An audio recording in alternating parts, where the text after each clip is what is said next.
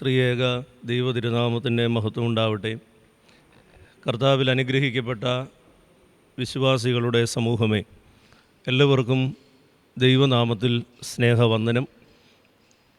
പരിശുദ്ധ ശ്ലീഹന്മാരുടെ മധ്യസ്ഥത നമുക്കെല്ലാവർക്കും കാവലും കോട്ടയുമാകട്ടെ എന്ന് പ്രാർത്ഥിക്കുന്നു, ആശംസിക്കുന്നു. 13 നോമ്പ് സാധാരണ നമ്മുടെ വിശ്വാസികൾ അത്ര ഗൗരവത്തോടെ കാണുന്ന നോമ്പാണോ എന്ന് ഒരു സംശയം പൊതുവെ നിലകൊള്ളുന്നുണ്ട്. കർത്താവിനെ സംബന്ധിക്കുന്ന നോമ്പുകൾ, അതിൽ 3 നോമ്പും 50 നോമ്പും വലിയ പ്രാധാന്യത്തോടെ എടുക്കുകയും പരിശുദ്ധ മാതാവിൻ്റെ നാമത്തിലുള്ള നോമ്പുകൾ 15 നോമ്പും കാനോനികമല്ലാത്ത 8 നോമ്പും കൃത്യതയോടെ നോക്കുകയും എന്നാൽ ശ്ലീഹന്മാരുടെ നോമ്പിനെ അത്ര പ്രാധാന്യത്തോടെ കാണാൻ ശ്രദ്ധിക്കാതിരിക്കുകയും ചെയ്യുന്ന ഒരു സ്ഥിതിവിശേഷം ആണെങ്കിൽ, മധ്യസ്ഥതയിൽ പരിശുദ്ധ പിതാക്കന്മാർ വളരെ ശ്രദ്ധയോടെ സമർപ്പിക്കുന്ന 12 ശിഷ്യന്മാർ വർഷത്തിൻ്റെ ഓരോ മാസത്തിൻ്റെയും മധ്യസ്ഥരായിട്ടാണ് പരിഗണിക്കപ്പെടുക. കാനോനിക നമസ്കാരങ്ങളിൽ 12 ശ്ലീഹന്മാരുടെ പ്രാർത്ഥനയാൽ 12 മാസങ്ങളെയും വാഴ്ത്തണമെന്നും അതത് കാലത്ത് വേനലും വർഷവും ക്രമമായിട്ട് ഉണ്ടാവണമെന്നും അനുഗ്രഹങ്ങളും നന്മകളും ചൊരിയണമെന്നും പ്രാർത്ഥിക്കുന്ന ഒരു പാരമ്പര്യമാണ് പരിശുദ്ധ സഭയ്ക്ക് ഉള്ളത്. ആകയാൽ കർത്താവിൻ്റെ നോമ്പും പരിശുദ്ധ മാതാവിൻ്റെ നോമ്പും ആചരിക്കുന്നത് പോലെ തന്നെ പ്രാധാന്യത്തോടെ പരിശുദ്ധ ശ്ലീഹന്മാരുടെ നോമ്പിനെയും നാം പരിഗണിക്കേണ്ടതുണ്ട് എന്ന് ഇത്തരുണത്തിലൊന്ന് സ്മരിക്കുക. ശ്ലീഹന്മാർ അവരുടെ ജീവിത ശൈലി കൊണ്ട് നമ്മുടെ എല്ലാവരുടെയും ആദരവിനും പാത്രീഭൂതരായിട്ടുള്ളവരാണ്. അവരുടെ നിസ്വാർത്ഥമായ ശിഷ്യത്വത്തിൻ്റെ മാതൃകകൾ, ഒരുവൻ എന്നെ അനുഗമിക്കുവാൻ ഇച്ഛിച്ചാൽ അവൻ തന്നെത്താൻ ത്യജിച്ച് തൻ്റെ ക്രൂശ് എടുത്തുകൊണ്ട് എൻ്റെ പിന്നാലെ വരട്ടെ എന്ന് പറഞ്ഞ നമ്മുടെ കർത്താവിൻ്റെ കൽപ്പനകളെ പൂർണ്ണമായും ശിരസ വഹിച്ചുകൊണ്ട് ഇറങ്ങിത്തിരിച്ചവർ മരണപര്യന്തം വിശ്വസ്തയോടെ നിന്ന് ജീവകിരീടത്തിന് അർഹരായിട്ടുള്ളവരാണ്. ഈ നോമ്പിൻ്റെ ഓരോ ദിവസങ്ങളിലും അവരെക്കുറിച്ച് ഓർക്കുവാനും ധ്യാനിക്കുവാനും പ്രാർത്ഥിക്കുവാനും, പ്രത്യേകാൽ ലോകം നേരിടുന്ന വലിയ ഭീഷണിയുടെ മുമ്പിൽ അവരുടെ മധ്യസ്ഥതയും സമാധാനവും ശാന്തിയും കണ്ടെത്തുവാനും തമ്പുരാൻ സഹായിക്കട്ടെ എന്ന് പ്രാർത്ഥിക്കുന്നു. ഇത്തരുണത്തിൽ നമ്മുടെ ധ്യാനത്തിനായി സമർപ്പിക്കുന്ന ഒരു വേദഭാഗം, കർത്താവ് തൻ്റെ ശിഷ്യന്മാരെ അവരുടെ ദൗത്യ നിർവഹണത്തിനായിട്ട് പറഞ്ഞയക്കുമ്പോൾ അവരോട് ആഹ്വാനം ചെയ്യുന്ന വളരെ ശക്തവും ശ്രദ്ധേയവുമായ ഒരു വാക്യമാണ്. വിശുദ്ധ മത്തായിയുടെ സുവിശേഷം 10-ാം അധ്യായം 16-ാമത്തെ വാക്യം.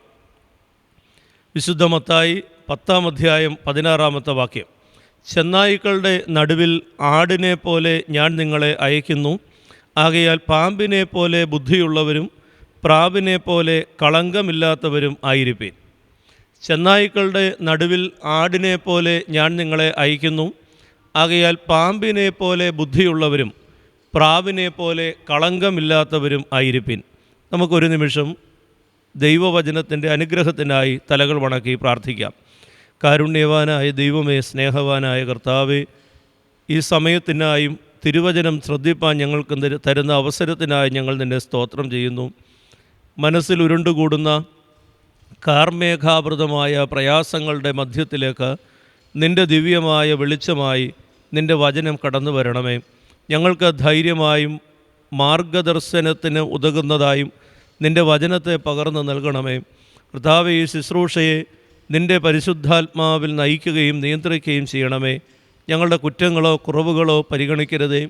അനുതാപത്തോടെ അടുത്തു വന്ന് അനുഗ്രഹങ്ങളെ സ്വന്തമാക്കി നന്ദിയോട് സ്തോത്രത്തോടും കൂടെ നിന്നെ പിൻപറ്റുവാൻ എന്നും ഞങ്ങൾക്കിടയാക്കണമേ. ലോകത്തോട് കരുണ തോന്നണമേ. പരിശുദ്ധ സഭയോട് കരുണ തോന്നണമേ. ഞങ്ങളുടെ ഇടവകകളോട് കരുണ തോന്നണമേ. കുടുംബങ്ങളോട് കരുണ തോന്നണമേ. ഞങ്ങളെല്ലാവരെയും അനുഗ്രഹിക്കണമേ. പരിശുദ്ധ പരിമല തിരുമേനിയുടെ മധ്യസ്ഥത ഞങ്ങൾക്കെല്ലാവർക്കും പ്രചോദനമാകണമേ. അപ്പോസ്തലന്മാരുടെ മധ്യസ്ഥതയായി ഞങ്ങളെ ആശീർവദിക്കണമേ. ഞങ്ങളും വാങ്ങിപ്പോയവരും നിനക്കും പിതാവിനും പരിശുദ്ധാത്മാവിനും സ്തുതിയും സ്തോത്രവും കരയേറ്റുവാനായിട്ട് തന്നെ. ആമീൻ. കർത്താവിൽ പ്രിയപ്പെട്ടവരെ, യേശുക്രിസ്തു തൻ്റെ 12 അപ്പോസ്തലന്മാരെ അയക്കുന്നതാണ് വിശുദ്ധ മത്തായി 10-ാം അധ്യായത്തിൽ രേഖപ്പെടുത്തിയിട്ടുള്ളത്. അവരെ അയക്കുമ്പോൾ താൻ എന്താണോ ചെയ്യാൻ ഉദ്ദേശിക്കുന്നത്, തന്നിലൂടെ എന്താണോ ലോകത്തിന് ലഭ്യമാകേണ്ടത്, അത് അവരിലൂടെ നൽകപ്പെടുവാൻ തക്ക വിധം അവരെ ധൈര്യപ്പെടുത്തി അവർക്ക് വേണ്ട ഉപദേശങ്ങളും നിർദ്ദേശങ്ങളും പ്രോത്സാഹനങ്ങളും നൽകി അവരെ അയക്കുകയാണ്. അശുദ്ധാത്മാക്കളെ പുറത്താക്കുവാനും സകലവിധ ദീനവും വ്യാധിയും പൊറുപ്പാനും അവർക്ക് അധികാരം കൊടുത്തുകൊണ്ടാണ് അവരെ യേശു അയക്കുന്നത്. എവിടേക്ക് പോകണമെന്ന്, പോകുന്ന സ്ഥലങ്ങളിൽ എങ്ങനെ പെരുമാറണമെന്ന്, ഏത് തരത്തിലാണ് അവരുടെ ജീവിതം മറ്റുള്ളവർക്ക് ആകർഷകമാക്കി തീർക്കേണ്ടതെന്ന് വളരെ വ്യക്തമായി യേശു അവരോട് സംസാരിക്കുന്നുണ്ട്.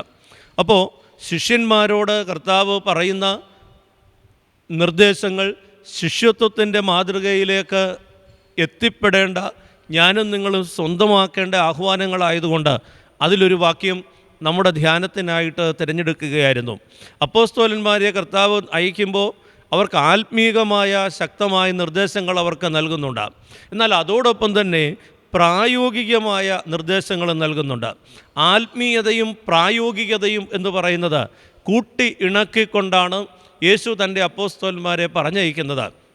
ആത്മീയത എന്ന് പറയുമ്പോൾ യേശു അവർക്ക് നൽകിയിട്ടുള്ള അധികാരം, പരിശുദ്ധാത്മാവിൻ്റെ ശക്തി, രോഗികളെ സൗഖ്യമാക്കുവാനും നിരാലംബരായിരിക്കുന്നവർക്ക് ധൈര്യവും സമാധാനവും കൊടുക്കുവാനും കർത്താവ് എന്തൊക്കെ ശുശ്രൂഷകൾ നിർവഹിച്ചുവോ ആ ശുശ്രൂഷകളെല്ലാം നൽകിക്കൊണ്ട് അവരെ ആത്മീകമായ തങ്ങളുടെ ശക്തി ഉപയോഗിച്ച് ക്രിസ്തുവിന് പകരക്കാരായി മാറുവാൻ, ക്രിസ്തുവിൻ്റെ നിറസാന്നിധ്യമായി അവർ അയക്കപ്പെടുന്നിടത്ത് നിലകൊള്ളുവാൻ അവരെ പറഞ്ഞയക്കുകയാണ്.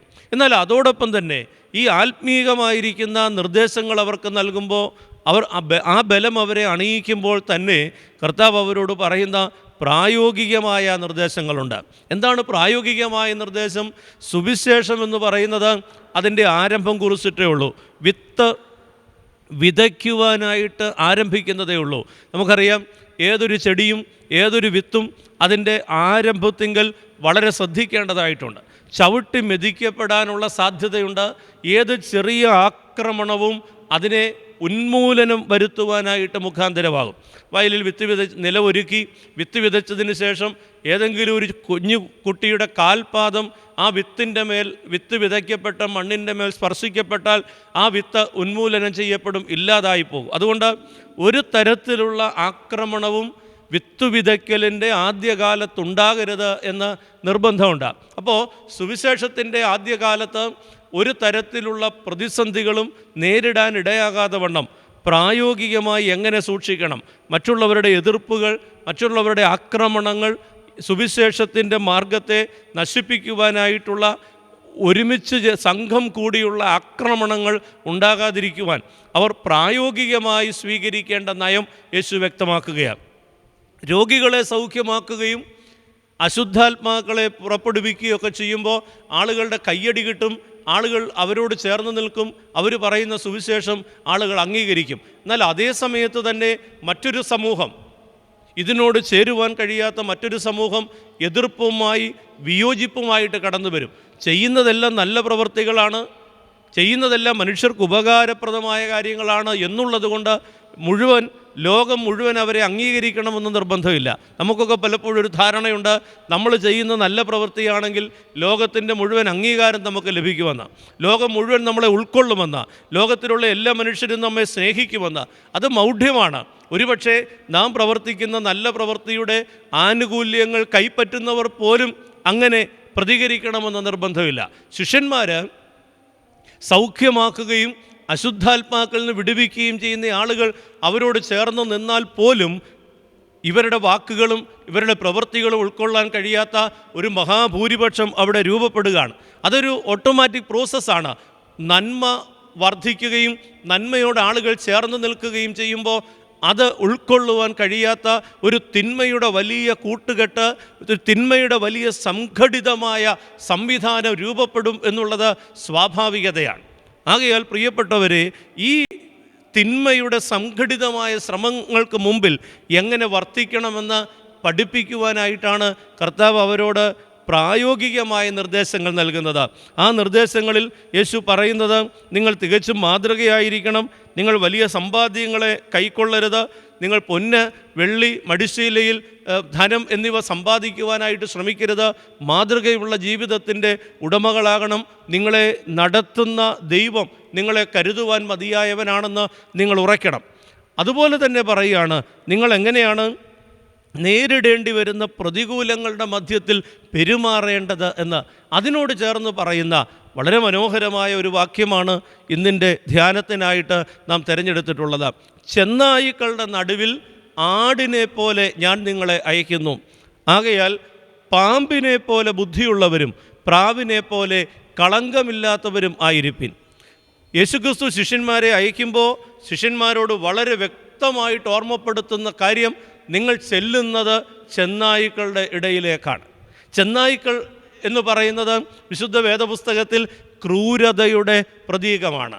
മറ്റൊരാളെ തകർത്ത് കളയുന്ന, മറ്റൊരാളുടെ രക്തം കുടിക്കുവാനായിട്ട് ആഗ്രഹിച്ചു നിൽക്കുന്ന, മറ്റൊരാളുടെ നാശത്തിനു വേണ്ടി കൊതിക്കുന്ന ക്രൗര്യമായ കണ്ണുകളോടുകൂടെ മറ്റൊരുത്തൻ്റെ വേദനയ്ക്ക് വേണ്ടി കാത്തു നിൽക്കുന്ന രൂപത്തിൻ്റെ പ്രതീകമായിട്ടാണ് വേദപുസ്തകത്തിൽ ചെന്നായ് എന്ന് പറയുന്ന രൂപം കടന്നു വരിക.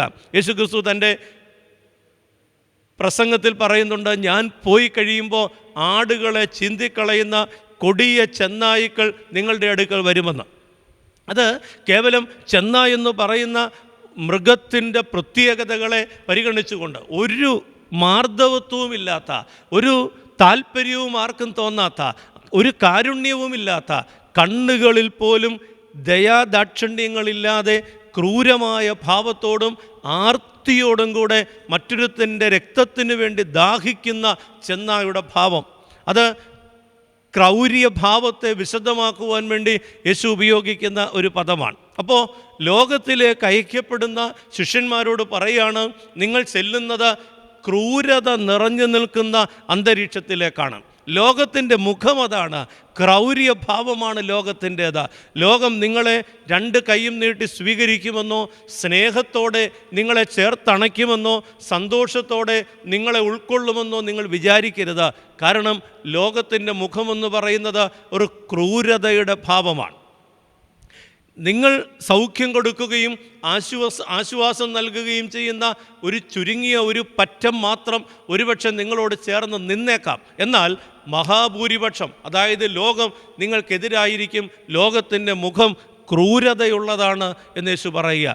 ദാക്ഷിണ്യമില്ലാത്ത ഭാവം ഉള്ള ലോകത്തിലേക്ക്, ചെന്നായ്ക്കളുടെ ഇടയിലേക്ക് ഞാൻ നിങ്ങളെ അയക്കുന്നു. ഒരുപക്ഷെ നമുക്ക് വേണമെങ്കിൽ ഈ ചെന്നായ്ക്കളെക്കുറിച്ച് ഇങ്ങനെ യഹൂദന്മാരെക്കുറിച്ചാണിത് പറയുക, റോമൻ പട്ടാളക്കാരെക്കുറിച്ചാണിത് പറയുക, വിജാതികളെക്കുറിച്ച്, ക്രിസ്തുവിൻ്റെ മാർഗ്ഗം ഉൾക്കൊള്ളുവാൻ മടി കാണിച്ച വിജാതീയരെക്കുറിച്ചാണിത് പറയുക, യേശുവിൻ്റെ മാർഗത്തിലുള്ളവരെ പീഡിപ്പിച്ച ചക്രവർത്തിമാരെക്കുറിച്ചാണിത് പറയുക എന്നൊക്കെ വേണമെങ്കിൽ വ്യാഖ്യാനിക്കാം. എന്നാൽ അതേ സമയത്ത് തന്നെ എനിക്ക് ഓർമ്മപ്പെടുത്താനുള്ളത്, ലോകത്തിൻ്റെ മുഖമെന്ന് പറയുന്നത് ക്രൂരതയുടെ മുഖമാണ്.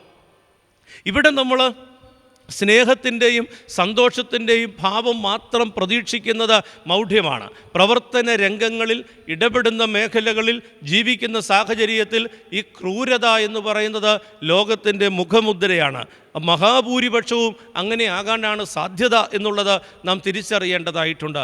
ലോകത്തിൻ്റെ മുഖം ക്രൂരമാണ് എന്ന് പറയുമ്പോൾ മനുഷ്യരെക്കുറിച്ച് മാത്രമല്ല, മനുഷ്യരിൽ അതുണ്ട്, പ്രകൃതിയിൽ അത് ലഭ്യമായേക്കാം. ഇന്ന് കൊറോണ എന്ന് പറയുന്ന വലിയ പ്രതിസന്ധി ലോകത്തിൻ്റെ മുഖത്തെ ക്രൂരമാക്കി മാറ്റുന്ന ഒരു സ്ഥിതിവിശേഷമാണ്. മനുഷ്യനിർമ്മിതമാണ് ഈ വൈറസ് എന്ന് പറയാറുണ്ടെങ്കിലും ഇന്ന് ലോകം മനുഷ്യന് പ്രതികൂലമായി മാറിക്കൊണ്ടിരിക്കുക. ലോകത്തെ മനുഷ്യൻ്റെ സ്വാതന്ത്ര്യം നഷ്ടപ്പെട്ടിരിക്കുക. ലോകത്ത് മനുഷ്യന് സംഘടിക്കാനുള്ള, ഒരുമിച്ച് ജീവിക്കുവാനായിട്ടുള്ള ഒരു സ്ഥിതിവിശേഷം ഇല്ലാതായി പോയിരിക്കുക. ഈ ലോകം, കോസ്മോസ് എന്ന് പറയുന്ന എല്ലാവരും ഒരുമിച്ച് പാർക്കേണ്ടുന്ന ലോകം ഇന്ന് ഒറ്റപ്പെടേണ്ട അവസ്ഥയിൽ എന്നെ നിങ്ങളെയും കൊണ്ടുവന്ന് എത്തിച്ചിരിക്കുക. ലോകത്തിൻ്റെ ഒരു പ്രതികൂല മുഖമാണ്. പ്രളയം വരുമ്പോൾ നമ്മൾ കാണുന്നത് ലോകത്തിൻ്റെ ഒരു പ്രതികൂല മുഖമാണ്. എന്ത് എത്ര വേഗത്തിലാണ് ഒരായുസ് കൊണ്ട് തട്ടിക്കൂട്ടിയ സ്വരൂപിച്ചു വെച്ച ഒരു ജീവിതത്തിൻ്റെ കഷ്ടപ്പാടുകൾ കൊണ്ട് സമ്പാദിച്ചു വെച്ചത് ഒരു പ്രളയം അടിച്ച് തകർക്കുന്നത് എന്നുള്ളത് നമുക്കറിയാവുന്നത് ഈ നാളുകളിൽ നാം പരിചയപ്പെട്ട വസ്തുതയാണ്. ലോകത്തിൻ്റെ ക്രൗര്യഭാവമാണ്. അഗ്നിപർവ്വത മേഖലകളിൽ ജീവിക്കുന്ന ആളുകൾക്ക് അറിയാം അവർ അനുഭവിക്കുന്ന ഭീതിയും ഭീഷണിയും എത്ര വലുതാണെന്ന്. ലോകത്തിൻ്റെ ക്രൂരമുഖമാണ്. അപ്പോൾ ലോകമെന്ന് പറയുന്നത് എന്നും നമുക്ക് അനുകൂലമാകണം, നമുക്ക് നമ്മുടെ സുഖകരമായ ജീവിതത്തിന് അനുപേക്ഷണീയമായ സാഹചര്യങ്ങളെ ഒരുക്കിത്തരും എന്ന് വിചാരിക്കുന്നത് മൗഢ്യമാണ്. പ്രിയപ്പെട്ടവരെ, ചെന്നായുടെ രൂപമാണ് ലോകക്കാർക്കുള്ളത്. ചെന്നായുടെ രൂപമുള്ള ക്രൗര്യഭാവമുള്ള ഇടത്തേക്കാണ് ഞാൻ നിങ്ങളെ അയക്കുന്നത്. എൻ്റെ നിങ്ങളുടെയൊക്കെ ജീവിത സാഹചര്യം തന്നെ ഇങ്ങനെയാണ്. പ്രിയപ്പെട്ടവരെ, ഈ അടുത്ത സമയങ്ങളിൽ നമ്മൾ കേൾക്കുന്ന പത്രവാർത്തകൾ എത്രമാത്രം ക്രൂരതയാണ് പ്രതിഫലിപ്പിക്കുക. മനുഷ്യൻ ഇത്രയും അധപ്പതിക്കുവാൻ, മൃഗതുല്യനായിട്ട് മാറുവാൻ കഴിയുന്നല്ലോ എന്നോർത്ത് സങ്കടപ്പെടേണ്ട പരിതാപകരമായ അവസ്ഥ. ഒരു മനുഷ്യത്വവും തൊട്ടു തീണ്ടിയിട്ടില്ലാത്ത, വിശുദ്ധ വേദപുസ്തകം പറയുന്ന 49-ാം സങ്കീർത്തനത്തിൽ സങ്കീർത്തനക്കാരൻ പാടുന്നത് പോലെ മാനത്തോടിരിക്കുന്ന മനുഷ്യൻ വിവേകഹീനനായാൽ നശിച്ചു പോകുന്ന മൃഗത്തിന് തുല്യനാണ് എന്ന് പറയുന്നത് പോലെയുള്ള മഹാപാതകങ്ങളാണ് നമ്മുടെ ദേശത്ത് അരങ്ങേറിക്കൊണ്ടിരിക്കുന്നത്. ഇത് തപ്പി നമ്മൾ മറ്റെങ്ങും പോകേണ്ട കാര്യമില്ല. കേരളത്തിൽ ദൈവത്തിൻ്റെ സ്വന്തം നാട്ടിലാണ് ഇത് അരങ്ങേറുന്നത് എന്ന് പറയുമ്പോഴാണ് അതിൻ്റെ ഭീകരത. ഇത്രയും സംസ്കാരമുള്ള, ഇത്രയും വിദ്യാഭ്യാസമുള്ള, ഇത്രയും ദൈവവിചാരമുള്ള, ഇത്രയും മതസംവിധാനങ്ങളുള്ള, ഇത്രയും പ്രാർത്ഥനകൾ അരങ്ങേറുന്ന മലയാളക്കരയിലാണ് ഇത് അരങ്ങേറുന്നതെന്ന് പറയുമ്പോൾ പ്രിയപ്പെട്ടവരെയും എത്ര വിരോധാഭാസമാണ്. ഇതാണ് മനുഷ്യൻ്റെ മുഖം, ഇതാണ് ലോകത്തിൻ്റെ മുഖം. അവിടെ ഭാര്യയും ഭർത്താവെന്നില്ല, മാതാപിതാക്കളും മക്കളെന്നില്ല, യാതൊരു ദാക്ഷിണ്യവും പരസ്പര ബന്ധത്തിൽ പോലും പകർന്ന് നൽകപ്പെടുവാൻ ഇടയാകാതെ വണ്ണം തകർന്ന് തരിപ്പണമാകുന്ന മനുഷ്യൻ്റെ മനസ്സാക്ഷി. ചെന്നായുടെ നടുവിൽ നമ്മൾ ജീവിക്കുന്നു എന്നുള്ള വസ്തുത. ഞാൻ ഈ വാക്കുകൾ സംസാരിക്കുമ്പോൾ അടുത്തിടയ്ക്ക് നടന്ന ഒരു വലിയ പാതകം, ഒരു വീട്ടിൽ താമസിച്ചു കൊണ്ടിരുന്ന ദമ്പതികളെ, 55-60 വയസ്സ് പ്രായമുള്ള ദമ്പതികളെ വെട്ടിക്കൊന്ന, തലയ്ക്കടിച്ചു കൊന്ന, അതിലൊരു സ്ത്രീ മരിക്കുകയും ഭർത്താവ് മെഡിക്കൽ കോളേജിൽ വളരെ ഗുരുതര അവസ്ഥയിൽ കഴിയുകയും ചെയ്യുന്ന സ്ഥിതിവിശേഷത്തിൻ്റെ ഏതാണ്ട് 500 മീറ്റർ ഇപ്പുറത്ത് നിന്നുകൊണ്ടാണ് ഞാനിത് നിങ്ങളോട് സംസാരിക്കുന്നത്. മോഷണമായിരുന്നു ലക്ഷ്യം. പണം സമ്പാദിക്കുവാൻ വേണ്ടി, പണം സ്വന്തമാക്കുവാൻ വേണ്ടി പരിചയത്തിലുള്ള, സ്നേഹത്തോടിരുന്ന, തനിക്ക് പലപ്പോഴും വെച്ച് വിളമ്പി തന്നിട്ടുള്ള കരങ്ങളെ തകർത്ത് കളഞ്ഞ ഒരു കൊലപാതകം അരങ്ങേറിയ നാട്. എവിടെ നിൽക്കുന്നു മനുഷ്യൻ്റെ മനസാക്ഷി? ചെന്നായാണ്, ചെന്നായുടെ രൂപമാണ്, ചെന്നായുടെ ഭാവമാണ് എല്ലായിടത്തും പ്രകടമാവുക. പ്രിയപ്പെട്ടവരെ, ഈ ലോക്ക്ഡൗൺ കാലത്ത് വളരെയധികം ശ്രദ്ധിക്കപ്പെട്ട, പരാമർശിക്കപ്പെട്ട ഒരു വിഷയമാണ്. എല്ലാവരും വീട്ടിലാണ്. വീട്ടിൽ ഒരുമിച്ചിരിക്കുക എന്ന് പറയുന്നത് മനോഹരമായൊരു ദർശനമാണ്. പുറത്തേക്ക് പോയി പുറം ലോകവുമായിട്ട് ബന്ധപ്പെട്ട് അവിടെ സുഹൃത്ത് ബന്ധങ്ങളുണ്ടാക്കി വീടിന് പുറത്തുള്ള ബന്ധങ്ങളിൽ ആനന്ദങ്ങളും സന്തോഷങ്ങളും കണ്ടെത്തിയിരുന്ന മനുഷ്യൻ ഭാര്യ, ഭർത്താവ്, കുഞ്ഞുങ്ങൾ എന്ന നിലയിലേക്ക്, മാതാപിതാക്കൾ എന്നുള്ള നിലയിലേക്ക് ഒതുങ്ങുമ്പോൾ വീടിൻ്റെ മനോഹരത്വമാണ്. പക്ഷെ നമ്മൾ കേട്ടതെന്താണ്? വീട്ടിൽ തമ്മിൽ തല്ലാണ്, വീട് ഭീകരാന്തരീക്ഷമായിട്ട് മാറുകയാണ്, വീട്ടിൽ കൂടെയുള്ളവരെ പൊറുക്കാൻ മേലാത്ത അവസ്ഥയാണ്. നമ്മൾ മനസ്സിലാക്കുന്നു, വീട്ടിലുള്ളവർ പുറത്തേക്ക് പോകുന്നത് കൊണ്ടാണ് വീട്ടിൽ ഇത്രയെങ്കിലുമൊക്കെ സമാധാനം ഉണ്ടാകുന്നത്. വീട്ടിലുള്ളവർ പുറത്തേക്ക് പോകുന്നത് കൊണ്ട്, ജോലിക്ക് എന്ന് പറഞ്ഞ് വീടിന് പുറത്തേക്ക് ദൈനംദിനം ഓരോരുത്തരും ഇറങ്ങിപ്പോകുന്നത് കൊണ്ടാണ് വീട് ഇത്രയും നാൾ ഇത്രയെങ്കിലും സമാധാനത്തോടെ കഴിഞ്ഞത് എന്നുള്ള യാഥാർത്ഥ്യം ഞാൻ നിങ്ങൾ മനസ്സിലാക്കുക. നമുക്കൊരുമിച്ച് പാർക്കാനായിട്ട് സാധിക്കുന്നില്ല. കാരണം പ്രകൃതം മാറുകയാണ്, രൂപം മാറുകയാണ്, നമ്മുടെ ഭാവത്തിൽ വ്യത്യാസമാണ്. ചെന്നായുടെ സാഹചര്യങ്ങൾ മാറുമ്പോൾ ചെന്നായുടെ രൂപത്തിലേക്ക്, ക്രൗര്യഭാവത്തിലേക്ക് നമ്മൾ മാറുകയാണ്.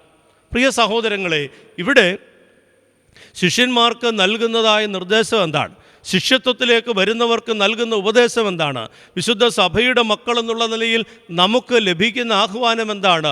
ചെന്നായുടെ നടുവിൽ ആടിനെ പോലെ ഞാൻ നിങ്ങളെ അയക്കുന്നു. ചെന്നായ എപ്പോഴും ലക്ഷ്യമിടുന്നത് ആടിനെയാണ്. ആടിൻ്റെ രക്തമാണ് ചെന്നായുടെ ആർത്തി, ചെന്നായുടെ ആഗ്രഹം അതിനെക്കുറിച്ചാണ്. എന്നാൽ ചെന്നായ് എന്തിനെയാണോ നശിപ്പിക്കുവാനായിട്ട് ഇല്ലാതാക്കി സ്വന്തം സന്തോഷത്തിനും സുഖത്തിനും ആസ്വാദനത്തിനും വേണ്ടി ഉപയോഗിക്കുന്നത്, ആ ആടിൻ്റെ വേഷമാണ്, ആടിൻ്റെ രൂപമാണ് നമുക്കുള്ളത് എന്ന് കർത്താവ് പറയുകയാണ്. ചെന്നായുടെ നടുവിൽ ആടിനെ പോലെ ഞാൻ നിങ്ങളെ അയക്കുന്നു. പ്രിയപ്പെട്ടവരെ, ഇതൊരു വലിയ പരിതാപകരമായ അവസ്ഥയാണ്. ചെന്നായുടെ നടുവിൽ ആടായിട്ട് ജീവിക്കുക എന്ന് പറയുന്നത് ലോകത്തിൻ്റെ ക്രൂരതയുടെ മുമ്പിൽ ആടിൻ്റെ ശാന്തതയും ആടിൻ്റെ മഹത്വവും വെളിപ്പെടുത്തുന്ന തരത്തിൽ ജീവിക്കുക എന്ന് പറയുന്നത് നമ്മുടെ മുമ്പിലുള്ള വെല്ലുവിളിയാണ്. എന്താണ് ആടിൻ്റെ പ്രത്യേകത? യേശുക്രിസ്തുവിനെ യോഹന്നാൻ സ്നാപകൻ ചൂണ്ടിക്കാണിക്കുന്നു. ഇതാ ലോകത്തിൻ്റെ പാപം ചുമക്കുന്ന ദൈവത്തിൻ്റെ കുഞ്ഞാട്. വേദപുസ്തകം ആടിനെക്കുറിച്ച് പറയുമ്പോൾ ഒരു വലിയ കരുതലിൻ്റെയും സ്നേഹത്തിൻ്റെയും താല്പര്യം ആടിനെക്കുറിച്ച് തിരുവചനത്തിനുണ്ട്. അതുകൊണ്ട് ആട് എപ്പോഴും ശാന്തതയുടെ പ്രതീകമാണ്, വിനയത്തിൻ്റെ പ്രതീകമാണ്. ഒന്നും പ്രതികരിക്കാൻ ശേഷിയില്ലാത്തവൻ്റെ രൂപമായി, പ്രതിരൂപമായിട്ട് നിലകൊള്ളുന്ന ജീവിയാണ് ആട്. അതുകൊണ്ടാണ് യെശയ്യാ പ്രവാചകൻ യേശുക്രിസ്തുവിൻ്റെ കഷ്ടപ്പാടുകളെക്കുറിച്ച് പറയുമ്പോൾ അറുക്കുവാൻ കൊണ്ടുപോകുന്ന ആടിനെ പോലെ അവൻ കൊണ്ടുപോകപ്പെട്ടു, രോമം കത്രിക്കുന്നവൻ്റെ മുമ്പാകെ പെണ്ണാട് പോലെ അവൻ മിണ്ടാതിരുന്നു എന്ന് പറയാം. പ്രിയപ്പെട്ടവരെ, ആടിൻ്റെ സ്വഭാവം അതാണ്. ആടിനൊരിക്കലും ചെന്നായോട് ഏറ്റുമുട്ടാനുള്ള ശേഷിയില്ല എന്ന് പറയുമ്പോൾ ആടിൻ്റെ തനതായ ശൈലി അതല്ല. ആടിന് അത്തരത്തിലുള്ള ഒരാർജവത്വമില്ല. ആടിന് അങ്ങനെ പ്രതികരിക്കാൻ അതിൻ്റെ സ്വാഭാവികതയിൽ സാധിക്കുകയില്ല. അത് ആടാണ് എന്നുള്ളത് കൊണ്ട് തന്നെ അതിന് ചില വിശേഷപ്പെട്ട ശൈലിയാണ്, അതിന് ചില സവിശേഷതകൾ അതിൻ്റേതായിട്ടുണ്ട് എന്നുള്ളത് നാം ഓർക്കണം. പക്ഷേ ഈ ചെന്നായുടെ നടുവിൽ കുഞ്ഞാടാവുക എന്ന് പറയുമ്പോൾ അവിടുത്തെ സാധ്യത എന്താണ്?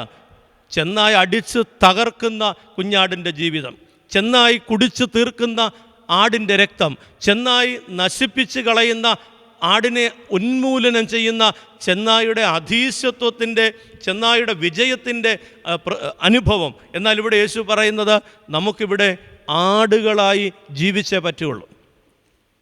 ആടുകളായി ജീവിക്കാൻ, ചെന്നായുടെ മുമ്പിൽ ആടിനെ പോലെ ജീവിക്കാൻ നമുക്ക് കഴിയണം. അതിന് യേശു പറയുന്ന മാർഗം എന്താണ്? ആട് ചെന്നായുടെ കരുത്തിലേക്ക് വരിക എന്നുള്ളതല്ല, ആട് ചെന്നായുടെ ക്രൂരഭാവത്തിലേക്ക് വരിക എന്നുള്ളതല്ല, ആട് ചെന്നായുടെ ഈ ആർത്തിയുടെയും ആക്രോശത്തിൻ്റെ അനുഭവങ്ങളെ സ്വന്തമാക്കുക എന്നുള്ളതല്ല. ആടിന് ആടായിട്ട് തന്നെ ജീവിച്ചേ മതിയാവുകയുള്ളൂ. അത് ചെന്നായുടെ നടുവിൽ എങ്ങനെ ആടിന് ജീവിക്കാം? ഇതാണ് ചോദ്യം. ചെന്നായുടെ നടുവിൽ എങ്ങനെ ആടിന് ജീവിക്കാം? ലോകത്തിൻ്റെ ക്രൂരമുഖങ്ങളുടെ മുമ്പിൽ ആടിന് കഴിഞ്ഞുകൂടിയേ പറ്റുള്ളൂ. ഇതൊക്കെ ഇങ്ങനെയാണ് എന്ന് പറഞ്ഞ് ആടിന് ഒളിക്കാനായിട്ടൊക്കില്ല, ലോകത്ത് നിന്ന് പിൻവാങ്ങാനൊക്കില്ല. ദൈവത്തിൻ്റെ സൃഷ്ടിയാണ്, ദൈവം നൽകിയ ജന്മമാണ്, ആടിനിവിടെ ജീവിച്ചേ മതിയാകുകയുള്ളൂ.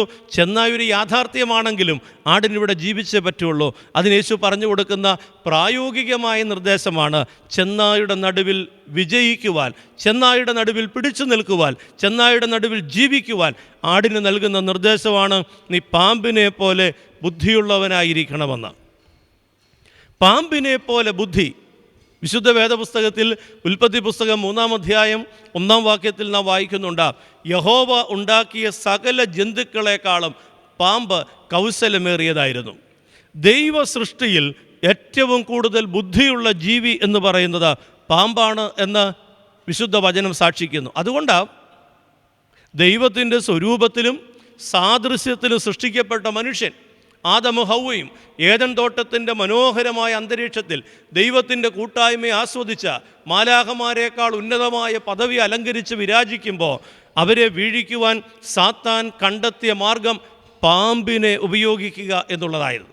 അതായത് മനുഷ്യൻ്റെ എല്ലാ ശ്രേഷ്ഠതകളെയും ബുദ്ധിയുടെ മാർഗത്തിൽ അടിച്ച് തകർക്കുവാൻ, ഇല്ലാതാക്കുവാൻ, നിഷ്പ്രഭമാക്കുവാൻ സാത്താൻ കണ്ടെത്തിയ മാർഗം പാമ്പിനെ ഉപയോഗിക്കുക എന്നുള്ളതായിരുന്നു. അതുകൊണ്ടാണ് വേദപുസ്തകം പറയുന്നത് പാമ്പ് ഹൗവായുടെ അടുക്കൽ ചെന്നു. നമ്മൾ സാത്താൻ പാമ്പിൻ്റെ രൂപത്തിൽ ചെന്നു എന്ന വിശേഷണമായിട്ട് പറയാറുണ്ട്. എങ്കിലും സത്യത്തിൽ പാമ്പിൻ്റെ രൂപത്തിൽ ചെല്ലുക എന്ന് പറയുന്നതിനേക്കാൾ പാമ്പിലൂടെ സാത്താൻ പ്രവർത്തിക്കുകയാണ്. പാമ്പിൻ്റെ കൗശലമാണ് മനുഷ്യനെ വീഴിക്കുവാൻ സാത്താൻ ഉപയോഗിച്ച മാർഗം. പാമ്പിൻ്റെ ബുദ്ധിയാണ് സാത്താൻ ഉപയോഗിച്ചത്. അതിനകത്ത് ഹവ്വായുടെ അടി തെറ്റി, അതിൽ ആദം വീണുപോയി. മനുഷ്യവർഗം ഏദൻ്റെ മനോഹരത്വത്തിൽ നിന്ന് അപ്പാടെ അധപ്പതിച്ചു പോയി. നമുക്കറിയാം, ഇന്നും സുഖത്തോടെ, സന്തോഷത്തോടെ, ആനന്ദത്തോടെ ദൈവകൃപയിൽ ശരണപ്പെട്ടുകൊണ്ട് ജീവിക്കുന്ന മനുഷ്യനെ തകർത്ത് കളയുവാൻ പിശാചൊരുക്കുന്ന ചില കുൽസിതമായ മാർഗങ്ങളുണ്ട്, ചില ബുദ്ധിയുടെ പ്രയോഗങ്ങളുണ്ട്. ആ ഏദൻ തോട്ടത്തിൽ ഹവ്വയെ സർപ്പം വഞ്ചിച്ചതുപോലെ വേദപുസ്തകം പറയുന്നത് അത്തരത്തിലാണ് ഇന്നും മനുഷ്യനെ അവൻ്റെ സുഖങ്ങളിൽ നിന്ന്, സമാധാനത്തിൽ നിന്ന് നശിപ്പിച്ച് കളയുന്ന, തള്ളിയിട്ട് കളയുന്ന പൈശാചികമായ തന്ത്രങ്ങൾ. ഞാനിവിടെ ഓർക്കുന്നത്, പാമ്പിനെ പോലെ ബുദ്ധിയുള്ളവരാകണം എന്ന് പറയുമ്പോൾ ഏദൻ തോട്ടത്തിൽ പാമ്പിനെ സാത്താൻ ഉപയോഗിച്ചതിനെക്കുറിച്ചല്ല യേശു ഇവിടെ ഉദ്ദേശിക്കുന്നത്. മറിച്ച് പാമ്പ് ബുദ്ധിയുള്ള ജീവിയാണ്. പാമ്പിൻ്റെ ബുദ്ധി എന്താണ്? പാമ്പ് സ്വയരക്ഷയ്ക്ക് വേണ്ടി തൻ്റെ ബുദ്ധി സൂക്ഷ്മതയോടെ ഉപയോഗിക്കുന്ന ജീവിയാണ്. പാമ്പിനെ നമ്മളാരും സാധാരണഗതിയിൽ പാമ്പിൻ്റെ യാത്ര എന്ന് പറയുന്നത് വളഞ്ഞ വഴിയിലൂടെയാണ്. നേരെ ഒരിക്കലും പാമ്പ് യാത്ര ചെയ്യാറില്ല. പാമ്പിൻ്റെ നോട്ടം, പാമ്പിൻ്റെ ദൃഷ്ടി വളരെ സൂക്ഷ്മതയുള്ളതാണ്. എതിരെയുള്ള ആക്രമണങ്ങളെ, എതിരുകളെ സൂക്ഷ്മതയോടെ തിരിച്ചറിഞ്ഞ് ഒഴിഞ്ഞു പോകുവാനായിട്ടുള്ള പാമ്പിൻ്റെ വൈഭവം എന്ന് പറയുന്നത് മറ്റ് ജീവജാലങ്ങളെക്കാൾ എടുത്ത് പറയേണ്ടതായിട്ടുണ്ട്. അപ്പം സ്വയരക്ഷയ്ക്ക് വേണ്ടി പാമ്പ് ഉപയോഗിക്കുന്ന ബുദ്ധി, പാമ്പ് പിടുത്തക്കാർ പോലും പറയുന്നത് പാമ്പിനെ ദ്രോഹിച്ചെങ്കിലേ അത് കടിക്കുകയുള്ളൂ. അറിഞ്ഞോ അറിയാതെയോ പാമ്പിന് നോവുന്നത് കൊണ്ടാണ് പാമ്പ് ആളുകളെ കടിക്കുന്നത്, അല്ലെങ്കിൽ പാമ്പ് ഉപദ്രവിക്കുകയില്ല എന്നുള്ളതാണ് അവരുടെ പോലും ഭാഷ്യം. ഈ അടുത്ത സമയം കേരളം നടുങ്ങിയ ഒരു കൊലപാതകം പാമ്പുമായിട്ട് ബന്ധപ്പെട്ടുള്ളതാണ്. പാമ്പിനെ കൊണ്ട് കടിപ്പിച്ച് ഒന്നിലധികം തവണ പരിശ്രമിച്ച് തൻ്റെ ഭാര്യയെ കൊലപ്പെടുത്തിയ ഒരു സ്ത്രീ ഇല്ലാതാക്കപ്പെട്ട മനുഷ്യ മനസാക്ഷിയെ ഞെട്ടിപ്പിക്കുന്ന ഒരു സംഭവം. അതിന് പാമ്പിനെക്കുറിച്ച് ഗവേഷണം നടത്തിയ തലച്ചോറ്, പണം കൊടുത്ത് വിഷമുള്ള കടിക്കുന്ന പാമ്പിനെ വാങ്ങിക്കുന്ന, അതിന് തയ്യാറാകുന്ന മനുഷ്യൻ്റെ ക്രൂരമായ ഭാവം വാക്കുകൾക്ക് വിശദീകരിക്കാനായിട്ടൊക്കുന്നില്ല. ഞാൻ പറഞ്ഞത്, പാമ്പ് ആരെയും സ്വമേധയാ ഉപദ്രവിക്കുന്നില്ല. പാമ്പ് സ്വയരക്ഷയ്ക്ക് വേണ്ടി തൻ്റെ ബുദ്ധി ഉപയോഗിക്കുകയും തൻ്റെ ബുദ്ധി കൊണ്ട് ജീവിക്കുകയും ചെയ്യുന്ന ഒരു ശൈലിയാണ് ഉള്ളത്. പാമ്പിൻ്റെ ബുദ്ധിയാണ് പാമ്പിൻ്റെ ജീവിതത്തിൻ്റെ, പാമ്പിൻ്റെ നിലനിൽപ്പിൻ്റെ അടിസ്ഥാനമായിട്ട് നാം കാണുക. അപ്പോൾ കുഞ്ഞാടിനെ പോലെ അയക്കപ്പെടുന്നവർക്ക് പാമ്പിൻ്റെ ബുദ്ധി ഉണ്ടാകണം എന്ന് പറഞ്ഞാൽ, സുവിശേഷത്തിനായി നിയോഗിക്കപ്പെടുന്നവർ, ഈ ലോകത്തിലേക്ക് ശിഷ്യന്മാരായിട്ട് അയക്കപ്പെടുന്നവർ, ക്രിസ്തീയ ജീവിതത്തിനായിട്ട് ഇറങ്ങിത്തിരിക്കുന്നവർ, അവർ ബുദ്ധി കൊണ്ട് നേരിടേണ്ടി വരുന്ന പ്രതികൂലങ്ങളെ അതിജീവിക്കുവാൻ സൂക്ഷ്മതയുള്ളവരായിരിക്കണമെന്ന് യേശു ഓർമ്മപ്പെടുത്തുക. അബദ്ധങ്ങൾ ക്ഷണിച്ചു വരുത്തുന്നവരായിട്ടല്ല, സുവിശേഷത്തിൻ്റെ പേരിൽ പ്രകോപനങ്ങൾ സൃഷ്ടിക്കുന്നവരായിട്ടല്ല, സുവിശേഷത്തിൻ്റെ പേരിൽ പ്രശ്നങ്ങൾ ഉണ്ടാക്കുന്നവരായിട്ടല്ല, മറിച്ച് സുവിശേഷമെന്ന ദൗത്യം നിർവഹിക്കുമ്പോൾ തന്നെ അത് പാമ്പിൻ്റെ ബുദ്ധിയോടെ തൻ്റെ നിലനിൽപ്പിന്, സുവിശേഷത്തിൻ്റെ നിലനിൽപ്പിനും തൻ്റെ സുരക്ഷിതത്വത്തിനും ഉതകുന്ന ബുദ്ധിയുടെ മാർഗത്തെ അവലംബിച്ച് വേണം എന്ന് യേശു തമ്പുരാൻ ഇവിടെ പഠിപ്പിക്കുക. പ്രിയപ്പെട്ടവരെ, പാമ്പിൻ്റെ ബുദ്ധി പലപ്പോഴും നമുക്കറിയാം, ബുദ്ധി രാക്ഷസന്മാരുടെ ഒരു കാലമാണിത്. അത്യാധുനിക സംവിധാനങ്ങൾ, ഇന്നത്തെ ലോകത്തിൻ്റെ പുരോഗതിയുടെ സ്ഥിതിവിശേഷം കണക്കിലെടുക്കുമ്പോൾ മനുഷ്യൻ്റെ ബുദ്ധി എന്ന് പറയുന്നത് അപ്രമേയമാണ്. വേദപുസ്തക ഭാഗങ്ങൾ ഒക്കെ പറയുന്ന തലത്തിൽ ആകാശത്തിൽ കൂടുകൂട്ടുവാൻ വേണ്ടി മനുഷ്യൻ വ്യഗ്രതയോടെ അധ്വാനിച്ചുകൊണ്ടിരിക്കുന്ന ഒരു സ്ഥിതിവിശേഷമാണ്. ഗ്രഹങ്ങളെക്കുറിച്ച്, സൗരയൂഥത്തെക്കുറിച്ചും ഗ്രഹങ്ങളെക്കുറിച്ചും ഒക്കെയുള്ള ഏതാണ്ട് 15-20 വർഷം മുമ്പത്തെ ധാരണകളൊക്കെ അപ്പാടെ മാറി. ഈ ലോകത്തിൽ ജീവിക്കുന്നത് പോലെ തന്നെ മറ്റ് ഗ്രഹങ്ങളിലും ജീവിക്കാമെന്നുള്ള ധാരണയിലേക്ക് മനുഷ്യനെത്തി. അസാധ്യങ്ങളെ സാധ്യമാക്കുന്ന മനുഷ്യൻ്റെ ബുദ്ധി ഇന്ന് നമ്മൾ ഉപയോഗിക്കുന്ന ഏത് സാധാരണക്കാരനും, ഒരു വിദ്യാഭ്യാസവും ഇല്ലാത്തയാൾ ഉപയോഗിക്കുന്ന ഒരു ചെറിയ മൊബൈൽ ഫോൺ സംവിധാനത്തിലൂടെ ലോകത്തിൻ്റെ മുഴുവൻ അറിവുകളെയും തൻ്റെ കൈക്കുള്ളിൽ ഒതുക്കുവാൻ കഴിയുന്ന, പുസ്തകങ്ങൾ നോക്കിപ്പോകേണ്ട, ഗ്രന്ഥശാലകൾ നോക്കിപ്പോകേണ്ട, വായിക്കുവാൻ വേണ്ടി സമയം മെനക്കെടേണ്ട, അന്വേഷിച്ച് കണ്ടെത്താൻ വേണ്ടി പോകേണ്ട, വിരൽത്തുമ്പിനുള്ളിൽ എല്ലാം ലഭ്യമാകുന്ന സുലഭവും സുന്ദരവുമായ സൗഭാഗ്യകരമായ ജീവിത സാഹചര്യം. മനുഷ്യൻ്റെ ബുദ്ധി അതിർത്തികൾക്കപ്പുറത്തേക്ക് പാഞ്ഞുകൊണ്ടിരിക്കുന്ന ഒരു കാലഘട്ടം. എല്ലാ മേഖലകളിലും മനുഷ്യൻ ബുദ്ധി ഉപയോഗിക്കാറുണ്ട്. ശാസ്ത്രീയമായ മേഖലകളിലുള്ള ബുദ്ധി നമുക്കറിയാം. ഈ ബുദ്ധി രാജ്യത്തിൻ്റെ ഗുണത്തിനും മനുഷ്യൻ്റെ നന്മയ്ക്കും ലോകത്തിൻ്റെ പുരോഗതിക്കും വേണ്ടി ഒരു വിഭാഗം ഉപയോഗിക്കുമ്പോൾ മറ്റൊരു വിഭാഗം ഭീകരന്മാരെന്നും രാജ്യദ്രോഹികളെന്നും ഒക്കെ പറഞ്ഞ് മുദ്രകുത്തപ്പെടുന്ന ആളുകൾ നശീകരണത്തിനും അവരുടെ കുൽസിതമായ സാമ്രാജ്യങ്ങൾ വളർത്തിയെടുക്കുവാനും അവരുടെ നിലപാടുകൾ ഉറപ്പിക്കുവാനും വേണ്ടി അവർ ശാസ്ത്രീയമായ പുരോഗതിയെ കൈകാര്യം ചെയ്യുന്ന ഒരു സ്ഥിതി. ബുദ്ധി അതിൻ്റെ വളഞ്ഞ വഴിയിലൂടെ യാത്ര ചെയ്യുകയാണ്.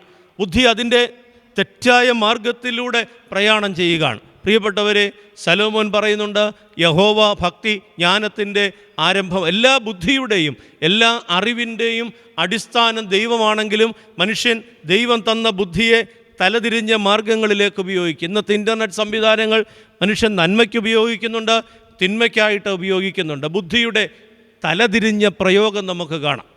പ്രിയപ്പെട്ടവരെ, എനിക്ക് ഓർമ്മപ്പെടുത്തുവാനുള്ളത്, ഈ ബുദ്ധി എന്ന് പറയുന്ന മനുഷ്യൻ്റെ തലച്ചോറിൻ്റെ കരുത്ത് നിഷ്പ്രഭമാകുവാൻ, ഇല്ലാതാകുവാൻ നിമിഷങ്ങൾ മതി.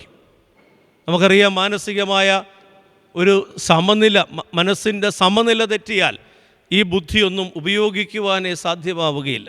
പല ആളുകളെ പരിചയപ്പെട്ടിട്ടുണ്ട്, വളരെ മിടുക്കന്മാരായി നല്ല നിലയിൽ വിദ്യാഭ്യാസം ചെയ്ത ഉന്നതമായ റാങ്കോടെ പാസ്സായവർ മാനസികമായ സ്ഥിതിയിൽ സമനില തെറ്റി ബുദ്ധിഭ്രമമായി ഒന്നും ചെയ്യുവാൻ നിർവാഹമില്ലാത്തവരെ പോലെ യാത്ര ചെയ്യേണ്ടി വരുന്ന സ്ഥിതിവിശേഷം. സങ്കടം തോന്നിയിട്ടുണ്ട്.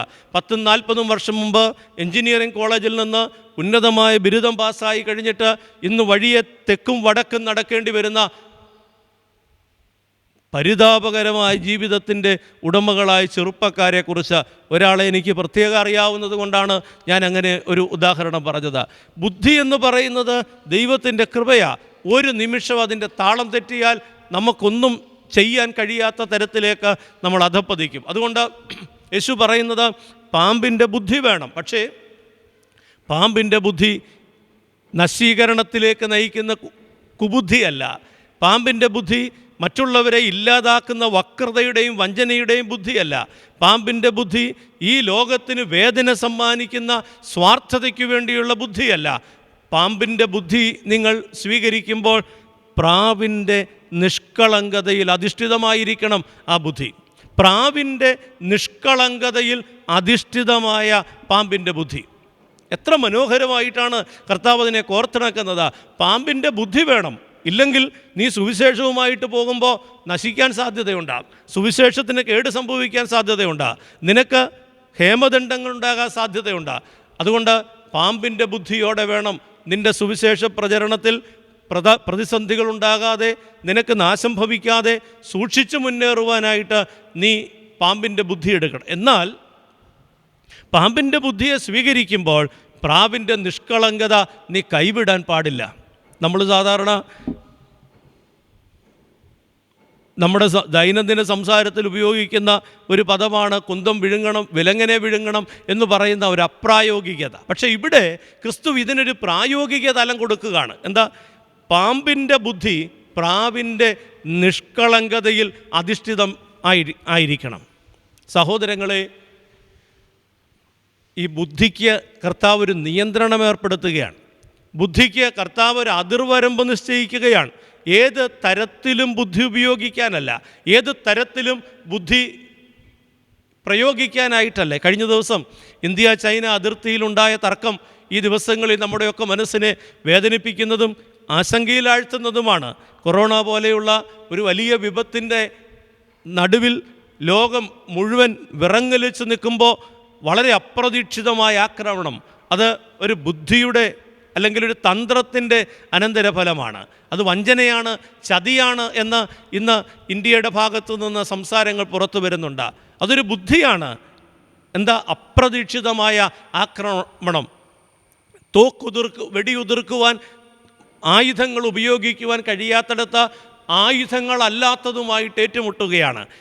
ആണികൾ തറച്ച പലക കഷണങ്ങളുമായി ബാറ്റുമൊക്കെയായിട്ട് ഏറ്റുമുട്ടുന്ന പറഞ്ഞു വരുമ്പോൾ നിബന്ധനകൾ പാലിച്ചു എന്ന് തോന്നുകയും അതേസമയത്ത് ആക്രമണം വളരെ വ്യക്തമായ ലക്ഷ്യത്തോടുകൂടെ ഉതിർക്കുകയും ചെയ്യുന്ന ഒരു ശൈലി. ബുദ്ധിയാണ്, പക്ഷേ തന്ത്രമാണ്, പക്ഷേ അത് കാപട്യത്തിൻ്റെ, പൈശാചികതയുടെ, മൃഗീയതയുടെ പ്രതീകമാണ്. നമുക്കൊന്ന് ഊഹിച്ചെടുക്കാവുന്നുള്ളതേ ഉള്ളൂ.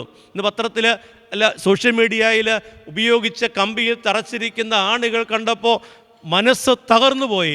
അത്തരത്തിലുള്ള ആണികൾ തറച്ച പലക കൊണ്ട് ഒരാളുടെ ദേഹം അടിച്ച് കീറിയാൽ നമ്മുടെ കർത്താവ് അനുഭവിച്ചതുപോലുള്ള, കാൽവറിയിൽ അവൻ്റെ ശരീരം ഉഴവ് ചാലുപോലെ കീറപ്പെട്ടു എന്ന് പറയുന്നത് പോലുള്ള ആക്രമണമാണ് ഇന്ത്യക്ക് വേണ്ടി, നമുക്ക് വേണ്ടി നമ്മുടെ സേനാംഗങ്ങൾ ഏറ്റുവാങ്ങിയത്. ഇത്തരുണത്തിൽ ധീര ജവാന്മാരെ ഒരു നിമിഷം സ്മരിക്കുകയാണ്, അവരുടെ കുടുംബങ്ങളെ ഓർക്കുകയാണ്. അവർ കഷ്ടപ്പെട്ട, അവരെന്തിനു വേണ്ടി നിലകൊണ്ടോ ആ രാജ്യത്തിൻ്റെ അഭിമാനം സംരക്ഷിക്കപ്പെടട്ടെ എന്ന് പ്രാർത്ഥിക്കുകയാണ്. ഞാൻ പറഞ്ഞത്, പ്രാവിൻ്റെ നിഷ്കളങ്കതയിൽ അധിഷ്ഠിതമായിട്ടുള്ള പാമ്പിൻ്റെ ബുദ്ധി. അപ്പോൾ പാമ്പിൻ്റെ ബുദ്ധിക്ക് അതിർവരമ്പ് ലംഘിക്കാനൊക്കില്ല. പാമ്പിൻ്റെ ബുദ്ധിക്ക് ഏതു വഴിയിലൂടെ യാത്ര ചെയ്യാനൊക്കില്ല. മറിച്ച് നിബന്ധനയുണ്ട്. എന്താണ്? പ്രാവിൻ്റെ നിഷ്കളങ്കതയിൽ അധിഷ്ഠിതമാകണം. 4 ജീവികളാണ് ഇവിടെ പരാമർശിക്കപ്പെടുക. 1 ചെന്നായ്, 2 ആട്, 3 പാമ്പ്, 4 പ്രാവ്. യേശുക്രിസ്തുവിൻ്റെ മാമോദീസായുടെ സമയത്ത് പരിശുദ്ധാത്മാവ് യേശുവിൻ്റെ മേൽ ആവസിക്കുകയാണ്. പരിശുദ്ധാത്മാവ് യേശുവിൻ്റെ മേൽ കടന്നു വരുന്നത് യോഹന്നാൻ സ്നാപകൻ കണ്ടു. എങ്ങനെയാണ് യോഹന്നാൻ കണ്ടത്? പ്രാവിൻ്റെ രൂപത്തിൽ യേശുവിൻ്റെ മേൽ ആവസിക്കുന്നത് കണ്ടു. യോഹന്നാൻ സ്നാപകൻ സാക്ഷ്യപ്പെടുത്തുന്നുണ്ട്, ആരുടെ മേൽ ആത്മാവ് ഇറങ്ങുന്നത് നീ കാണുന്നുവോ, അവനാകുന്നു യഥാർത്ഥത്തിലുള്ള മശിഹ. അപ്പോൾ ആത്മാവിനെ കാണാനൊക്കില്ല. ആത്മാവ് നഗ്ന നേത്രങ്ങൾക്ക് അദൃശ്യനാണ്. അതുകൊണ്ടാണല്ലോ ആത്മാവ് എന്നുള്ള പദം ഉപയോഗിക്കുക. എന്നാൽ സ്നാനം കഴിപ്പിക്കുവാനായിട്ട് കടന്നു വന്നവനും യേശുവിനെ വിരൽ ചൂണ്ടി ഇവൻ സാക്ഷാൽ ഇവനാണ് മെസ്സിഹ എന്ന് ലോകത്തിൻ്റെ പാപം ചുമക്കുന്ന ദൈവത്തിൻ്റെ കുഞ്ഞാടെന്ന് ചൂണ്ടിക്കാണിക്കുവാനും നിയോഗിതനായിട്ടുള്ള പഴയ നിയമത്തിലെ അവസാനത്തെ പ്രവാചകനായ യോഹന്നാന് തൻ്റെ നഗ്നനേത്രങ്ങൾ കൊണ്ട് ആത്മാവിനെ കാണുവാൻ ആത്മാവ് രൂപമെടുത്തു. അത് പ്രാവിൻ്റെ രൂപമാണ്. ആ സമയത്തേക്ക് മാത്രമാണ് ആത്മാവ് ആ രൂപത്തിൽ വന്നത്. പക്ഷേ ഒരു നിമിഷത്തേക്ക് ആത്മാവ് ഒരു ജീവിയുടെ രൂപമെടുത്തിട്ടുണ്ടെങ്കിൽ അത് പ്രാവിൻ്റെ രൂപമാണ്.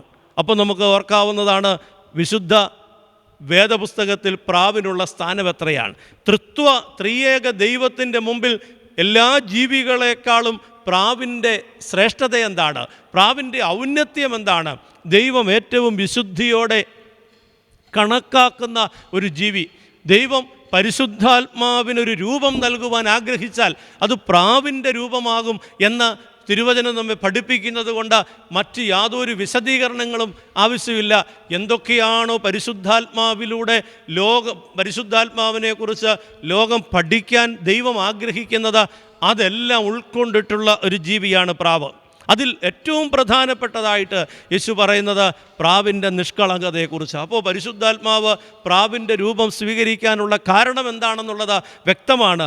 പ്രാവിൻ്റെ നിഷ്കളങ്കതയാണ്. പ്രാവിന് ബുദ്ധിയുണ്ടെന്ന് വേദപുസ്തകവും പറയുന്നില്ല, അല്ലെങ്കിൽ പാമ്പിനെ പോലെ ബുദ്ധിയുണ്ടെന്ന് പറയുന്നില്ല. പ്രാവിന് മറ്റെന്തെങ്കിലും കഴിവുകളോ സിദ്ധികളോ കാര്യമായിട്ടുണ്ടെന്ന് പറയുന്നില്ല. പക്ഷേ പ്രാവ് പരിഗണിക്കപ്പെടുന്നത് അതിൻ്റെ നിഷ്കളങ്കതയുടെ പേരിലാണ്. പ്രിയപ്പെട്ടവരെ, നമ്മളൊക്കെ പല പേരുകളിൽ പരിഗണിക്കപ്പെട്ടേക്കാം, പല പേരുകളിൽ അറിയപ്പെട്ടേക്കാം, പ്രസിദ്ധരായേക്കാം, പല പേരുകളിൽ ലോകം നമ്മളെ മാനിച്ചേക്കാം. പക്ഷേ അതിലെല്ലാം ഉപരിയാണ് ഈ പേര് അല്ലെങ്കിൽ ഈ സ്വഭാവം. പ്രാവ് എന്ന പേരിൽ നിഷ്കളങ്കതയുടെ പ്രതീകമായി. അതുകൊണ്ടാണ് മാടപ്രാവ് എന്നൊക്കെ നമ്മൾ പറയുന്ന, മാടപ്രാവ് കുറുകുന്നത് പോലെ എന്നൊക്കെ വേദപുസ്തകത്തിൽ വളരെ വളരെ സിമ്പതിയോടുകൂടെ നമ്മൾ ഓർക്കുന്നത് അതുകൊണ്ടാണ്. അപ്പോൾ പ്രാവിൻ്റെ നിഷ്കളങ്കത എന്ന് പറയുമ്പോൾ പരിശുദ്ധാത്മാവിൻ്റെ ശൈലിയാണത്. യേശു പറയുക, പാമ്പിൻ്റെ ബുദ്ധിയും പ്രാവിൻ്റെ നിഷ്കളങ്കതയും നിങ്ങൾ സ്വീകരിക്കണം എന്ന്. പ്രിയപ്പെട്ടവരെ, സാധാരണ ഭാഷയിൽ പറഞ്ഞാൽ നമ്മുടെ തടി കേടാകാതെ നോക്കുവാൻ, താൻ ചെയ്യുന്ന ശുശ്രൂഷയ്ക്ക് വിഘാതങ്ങളോ എതിർപ്പുകളോ വരാതെ നോക്കൂ. ഇത് രണ്ടുമുണ്ടാകും. സ്വന്തം ജീവൻ അപകടത്തിലാകാതെ നോക്കാനും താൻ ചെയ്യുന്ന ശുശ്രൂഷയ്ക്ക് ഭംഗം വരാതിരിക്കുവാനും നിങ്ങൾ സ്വീകരിക്കേണ്ട പ്രായോഗിക ശൈലി എന്ന് പറയുന്നത് പാമ്പിൻ്റെ ബുദ്ധിയും പ്രാവിൻ്റെ നിഷ്കളങ്കതയും. കാരണം നിങ്ങൾ കുഞ്ഞാടാണ്, ചെന്നായുടെ നടുവിലാണ് നിങ്ങൾ പ്രവർത്തിക്കാൻ വളരെ റഫായിട്ടുള്ള, വളരെ പരുക്കനായിട്ടുള്ള ആളുകളുടെ മുമ്പിലേക്കാണ് നിങ്ങൾ പോകുന്നത്, അല്ലെങ്കിൽ അങ്ങനെയുള്ള സാഹചര്യത്തിലേക്കാണ് നിങ്ങൾ പോകുന്നത്. അതുകൊണ്ട് നിങ്ങൾ പ്രാവിൻ്റെയും പാമ്പിൻ്റെയും സ്വഭാവത്തെ നിങ്ങളിൽ ഏകീകരിക്കണം. അതിൽ പാമ്പിൻ്റെ ബുദ്ധിയും പ്രാവിൻ്റെ നിഷ്കളങ്കതയും ഉണ്ടാകണം. ഈ ഭാഗം വായിച്ചപ്പോൾ ഞാൻ ഓർക്കുകയാണ്, യേശുക്രിസ്തുവിൽ ഇത് വളരെ ഭംഗിയായി പ്രതിഫലിക്കുന്നു എന്നുള്ളത് നാം കാണേണ്ട വസ്തുതയാണ്. യേശുവിൻ്റെ അടുത്ത് ശിഷ്യന്മാർ ആയിട്ട് യേശു പഠിപ്പിക്കുകയും പെരുമാറുകയും ചെയ്യുമ്പോൾ പരീശന്മാർ യേശുവിൻ്റെ അടുത്ത് വന്ന് ചോദിക്കുന്നൊരു ചോദ്യമുണ്ട്. വിശുദ്ധ ലൂക്കോസിൻ്റെ സുവിശേഷം 22-ാം അധ്യായത്തിൽ യേശുവിനോട് അവർ ചോദിക്കുന്ന ചോദ്യം കൈസർക്ക് കരം കൊടുക്കുന്നത് വിഹിതമോ എന്നുള്ളതാണ്. കൈസർക്ക് കരം കൊടുക്കുന്നത് വിഹിതമോ? റോമിൻ്റെ കീഴിലാണ് യഹൂദന്മാർ. റോമിൻ്റെ കീഴിലുള്ള ഗവർണറാണ് പൊന്തിയോസ് പീലാത്തോസ്. യേശുവിനെ പിടിക്കുവാൻ എന്തെങ്കിലും മാർഗങ്ങൾ അന്വേഷിച്ചുള്ള കടന്നുവരവാണ്. അങ്ങനെ വരുമ്പോൾ അവരുടെ ചോദ്യം, സീസർ, റോമിൻ്റെ ചക്രവർത്തിയായിരിക്കുന്ന സീസർക്കാണ് യഹൂദന്മാർ കരം കൊടുക്കേണ്ടത്. ആ കരം കൊടുക്കുന്നത് വിഹിതമോ അല്ലയോ എന്നുള്ള ചോദ്യത്തിനൊരു മറുപടി കിട്ടണം. വിശുദ്ധ മത്തായി 22-ാം അധ്യായത്തിൽ യേശു കരം കൊടുക്കുന്നത് ശരിയല്ല എന്ന് പറഞ്ഞാൽ അവൻ രാജ്യദ്രോഹിയാകും. കരം കൊടുക്കുന്നത് ശരിയാണ് എന്ന് പറഞ്ഞാൽ അവൻ യഹൂദന്മാർക്ക് വിരുദ്ധനാകും. അപ്പോൾ ഒന്നുകിൽ ക്രിസ്തുവിനെ രാജ്യദ്രോഹിയാക്കുക, അല്ലെങ്കിൽ ക്രിസ്തുവിനെ യഹൂദന്മാർക്ക് വിരുദ്ധനാക്കുക. ബുദ്ധിപൂർവമായ സമീപനമാണ്. യേശു പറഞ്ഞു, ഒരു നാണയം കൊണ്ടുവാ, അതിൻ്റെ മേലെഴുത്ത് നോക്കട്ടെ. മേലെഴുത്തിനകത്ത് കൈസറുടെ മേലെഴുത്താണ്. യേശു പറയുന്നു, കൈസർക്കുള്ളത് കൈസർക്കും ദൈവത്തിനുള്ളത് ദൈവത്തിനും കൊടുക്കുക. എത്ര സുന്ദരമായിട്ടാണ് ആ പ്രതിസന്ധിയെ യേശു അതിജീവിക്കുന്നത്. നമ്മളൊക്കെ ആയിരുന്നെങ്കിൽ പെട്ടുപോയേനെ. ഒന്നുകിൽ യഹൂദന്മാരോട് ചേർന്ന് ഒരു വിപ്ലവകാരിയായിട്ട് മാറുക, അല്ലെങ്കിൽ സീസർക്ക് കൊടുക്കണമെന്ന് പറഞ്ഞ് യഹൂദന്മാരുടെ ഇടയിൽ ഒറ്റപ്പെട്ടവനായിട്ട് മാറുക. യെസ് ഓർ നോ എന്ന ക്വസ്റ്റ്യൻ യേശു നേരിട്ടത് വളരെ വ്യക്തമായ ചിന്തയോടെയാണ്. മറ്റൊരിടത്ത് ഒരു പാപിയായ സ്ത്രീയെ യേശുവിൻ്റെ മുമ്പിൽ കൊണ്ട് നിർത്തിയിട്ട് യഹൂദന്മാർ, പരീശന്മാർ പറഞ്ഞു, ന്യായപ്രമാണത്തിൽ ഇവൾ ന്യായപ്രമാണം അനുസരിച്ച് ഇവൾ വേശ്യയാണ്, കല്ലെറിഞ്ഞ് കൊല്ലപ്പെടേണ്ടവളാണ്. ഒരു സ്ത്രീ തൻ്റെ മുമ്പിൽ നിൽക്കുകയാണ്. ആരുമില്ലാത്തവൾ, എല്ലാവരും അവൾക്ക് എതിരാണ്. ലോകം മുഴുവൻ അവൾക്കെതിരാണ്. ലോകം മുഴുവൻ അവൾക്കെതിര് നിൽക്കുന്നത് ന്യായപ്രമാണത്തിൻ്റെ സപ്പോർട്ടോടു കൂടിയാണ്. അവളെ സഹായിക്കുവാൻ ആർക്കും കഴിയാത്ത സ്ഥിതി. പ്രിയപ്പെട്ടവരെ, ഇവളെ കല്ലെറിഞ്ഞ് കൊല്ലണം എന്ന വാക്കാണ് അവരുപയോഗിക്കുന്നത്. ശരിയാണ്, ന്യായപ്രമാണം അങ്ങനെ പറയുക. പക്ഷേ യേശു പറഞ്ഞ വാക്കെന്താണ്? പാപമില്ലാത്തവർ കല്ലെറിയട്ടെ. എത്ര വിദഗ്ധമായിട്ടാണ് യേശു അവരിൽ നിന്ന് ന്യായപ്രമാണത്തിൻ്റെ പിന്തുണയോടുകൂടെ യേശുവിനെ, ഈ സ്ത്രീയെ ഉപദ്രവിക്കുവാൻ വന്നവരിൽ നിന്ന് അവളെ രക്ഷിക്കുന്നത് എന്ന് നമ്മൾ ഓർക്കണം. ഇത് യേശുവിൻ്റെ ജീവിതത്തെ കാണുന്ന ബുദ്ധിയുടെ ശൈലിയാണ്. പാമ്പിനെ പോലെ കൂർമ്മബുദ്ധിയോടുകൂടെ പരീശന്മാരുടെ ചോദ്യത്തെ, യഹൂദന്മാരുടെ എതിർപ്പുകളെ യേശു നേരിട്ടു. നീ എന്ത് അധികാരം കൊണ്ട് ഇത് ചെയ്യുന്നു? യേശു പറഞ്ഞു, ഞാനൊരു ചോദ്യം ചോദിക്കാം. യോഹന്നാൻ്റെ സ്നാനം സ്വർഗത്തിൽ നിന്നോ മനുഷ്യരിൽ നിന്നോ? അവർ പ്രതിസന്ധിയിലായി. അവർ പറഞ്ഞു, അറിയുന്നില്ല. യേശു പറഞ്ഞു, അങ്ങനെയാണെങ്കിൽ ഞാനും പറയുന്നില്ല. ഓരോ സിറ്റുവേഷൻ നമ്മൾ പഠിക്കേണ്ടതാണ്. എങ്ങനെയാണ് യേശു നേരിടുന്നത്? വളരെ പ്രകോപിതമായിരിക്കുന്ന സാഹചര്യങ്ങളിൽ യേശുവിനെ അകപ്പെടുത്തിയിട്ടും വളരെ വിദഗ്ധമായി അതിനെ അതിജീവിക്കും. പരിശുദ്ധനായ പൗലോസ് അപ്പോസ്തലൻ ബുദ്ധിയുടെ മാർഗം നമുക്ക് കാണിച്ചു തരുന്ന മനോഹരമായ ശൈലിയുണ്ടാകും. പൗലോസാണ് ഏറ്റവും തീഷ്ണതയോടുകൂടെ സുവിശേഷത്തിന് വേണ്ടി ഇറങ്ങിത്തിരിച്ചത്. ശരിക്കും ഒരു വിപ്ലവം സൃഷ്ടിച്ചെടുക്കാനുള്ള ശ്രമമായിരുന്നു പൗലോസിൽ നമ്മൾ കാണുന്നത്. എന്നാൽ പൗലോസിൻ്റെ പ്രവർത്തന ശൈലി എങ്ങനെയാണ്? പൗലോസിൻ്റെ പ്രസംഗത്തിൻ്റെ രീതി എന്താണ്? എന്നെ വളരെ ആകർഷിച്ചതാണ് അപ്പോസ്തല പ്രവൃത്തി 17-ാം അധ്യായം 16-ാം വാക്യത്തിൽ മുതലുള്ള പൗലോസിൻ്റെ പ്രസംഗം. അഥേന എന്ന് പറയുന്ന സ്ഥലത്ത്, ഏഥൻസിൽ പൗലോസ് ചെല്ലാനിടയായി. വളരെ യാദൃച്ഛികമായിട്ടുള്ള ഒരു യാത്രയാണ്. ഏഥൻസ് എന്ന് പറയുന്നത് തത്വചിന്തയുടെ ഈറ്റില്ലമാണ്. ഫിലോസഫിക്ക് അടിത്തറ പാകിയ സ്ഥലമാണ്. അരിസ്റ്റോട്ടിലിൻ്റെയും സോക്രട്ടീസിൻ്റെയും പ്ലേറ്റോയുടെയും ഒക്കെ തട്ടകം എന്ന് പറയാവുന്ന ഏഥൻസ്, അവിടേക്കാണ് വിജ്ഞാനിയായിരിക്കുന്ന പൗലൂസ്, ക്രിസ്തുവിലായ പൗലൂസിൻ്റെ കടന്നുവരവ്. പൗലൂസിൻ്റെ പ്രസംഗം ഇങ്ങനെയാണ്: ഞാൻ നിങ്ങളുടെ പട്ടണത്തെ ചുറ്റുനോക്കുമ്പോൾ ഒരുപാട് ദേവന്മാരെ ഞാൻ പരിചയപ്പെട്ടു. എല്ലാ ദൈവങ്ങൾക്കും നിങ്ങൾ പേരിട്ടിട്ടുണ്ട്. ഞാൻ നിങ്ങളുടെ ദൈവവിശ്വാസത്തിൽ അത്ഭുതപ്പെടുന്നു. ഞാൻ നിങ്ങളെ അങ്ങേയറ്റം പ്രശംസിക്കുന്നു. എന്നിട്ട് പൗലോസ് പറയാണ്, നിങ്ങൾ പേരെഴുതാത്ത ഒരു അൺനോൺ ഗോഡ് ഉണ്ടല്ലോ, അജ്ഞാത ദേവൻ, ആ ദൈവത്തെക്കുറിച്ചാണ് എനിക്ക് നിങ്ങളോട് പറയാനുള്ളത്. അങ്ങനെ അജ്ഞാത ദേവൻ ആരാണെന്ന് അവർക്ക് പരിചയപ്പെടുത്തി. വളരെ ജിജ്ഞാസയോടെ അവരിത് കേട്ടിരുന്നു.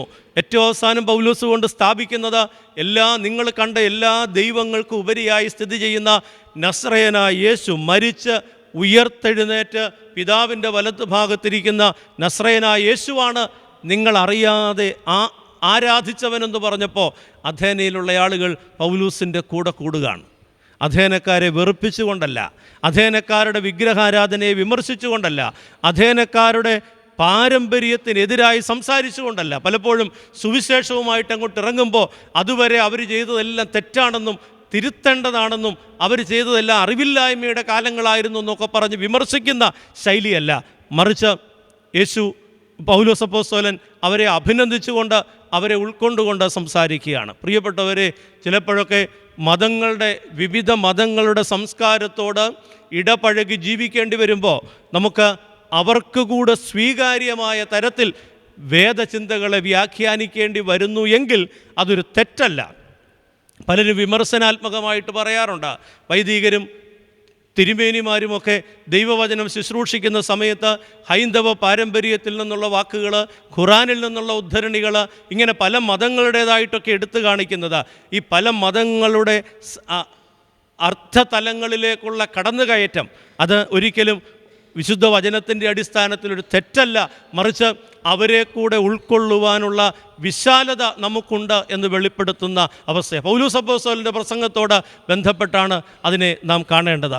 മറ്റൊരിടത്ത് പൗലോസ് അപ്പോസ്തലൻ ഒരു പ്രതിസന്ധിയിലായി. ന്യായാധിപ സംഘത്തിൻ്റെ മുമ്പിൽ പൗലോസ് പിടിക്കപ്പെട്ടവനായി, പൗലോസിന് രക്ഷപ്പെടുവാനായിട്ട് യാതൊരു നിർവാഹവുമില്ലാത്ത ഒരു സാഹചര്യത്തിൽ അപ്പോസ്തല പ്രവൃത്തി 23-ാം അധ്യായത്തിൽ പൗലോസ് അപ്പോസ്തലൻ വിഷമിക്കുമ്പോൾ അവിടെ കൂടിയിരുന്ന രണ്ട് സമൂഹങ്ങൾ, ഒന്ന് സദൂക്യരാണ്, ഒന്ന് പരീശന്മാരാണ്.